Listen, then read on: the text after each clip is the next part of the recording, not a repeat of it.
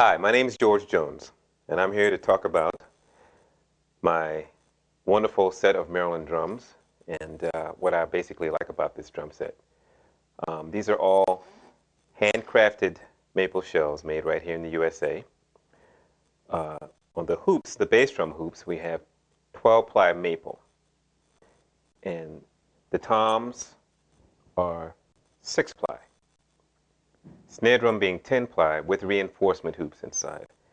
Now, some people like reinforcement hoops, some people don't. I tend to like them because they give a little bit of a tighter, drier sound, a little more attack, and it's something that I like from a snare drum, given the type of music that I play from time to time. These are, as I said before, they're all handmade. This particular drum set is called a White Ripple, which is, vintage White Ripple, let me say that correctly, which is a wrap, but you can get these drums in any particular size or configuration that you want them in. We do a lot of stain and either satin finish or glossy finish, which one of my other drum sets that I use by Maryland Drum Company has a blue satin finish, which is not shiny. The lugs on these drums are machine chromed aluminum, designed by Keith Larson, who made this wonderful kit.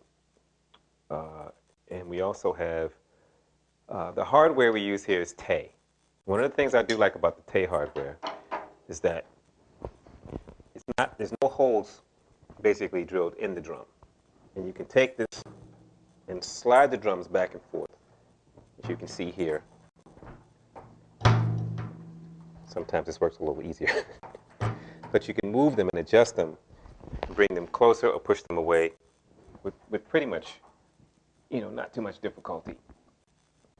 And the height adjustment here is basically just unloosening this. I'm not going to do it now. And just basically put it up and down. Also, there's another holder here for another cymbal. Just basically good strong hardware with rims. And the reason we use rims instead of drilling a hole in the drum is to give it more sound. If you start drilling holes in the drum other than a vent hole, it can take away from the sound. In other words, the drum doesn't vibrate as well because there's a hole there basically. And you just want a nice clean shell with as few holes as possible. Okay, so this is one thing that's good about that. I want to talk a little bit about the snare drum. This particular snare drum is a 6.5 by 14. A little deeper for this particular kind of setup. We use this for a little warmer sound, a little bigger sound. Sometimes when you're playing with a band that uses a lot of electronic instruments, you need something to give it a little more punch. So this is warm, but yet it can still cut. Okay, again, you have the reinforcement hoops inside the drum to give it a nice, tight, dry sound. And I'll let you hear a little bit of that. So it kind of pops, as you can hear. This bass drum is a custom made. This is a little bit larger than most standard 22-inch kick drums.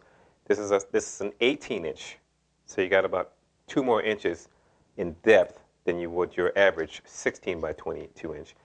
Gives it a little more bottom, a little more punch, and I'll demonstrate that as well. So you got kind of like a boom. Something else, again, when you're playing with large or bands that not necessarily large bands, but bands that use a lot of electronic equipment, you need something to cut through. Because even though the drums are the loudest thing on stage at some point, or at a point, the electronic instruments can drown you out very easily. So you need something that's going to give you some sound back. Okay, and when I'm playing, I like to hear my drums. There's so many times I've been on stage and all of a sudden you're kicking the bass drum and it's lost in a sea of, whatever, guitar, bass, it just gets lost. So if you don't have enough in your monitor, at least a bigger bass drum like this, you always can rely on hearing that sound. And these drums have a very warm, rich tone to them. Nice sustain, not too much sustain, but very, very clean. 6-ply shells, a little bit thin, but give a nice resonant and a nice response. They're very responsive. Thinner shells tend to vibrate a little more. So we get a nice, full, round sound. And for me, when I'm playing, again, I like to hear nice, clean tones, you know, a lot of presence, which these drums have that. So basically, I think we can, I like to play a little bit and let you hear what they sound like as a drum set.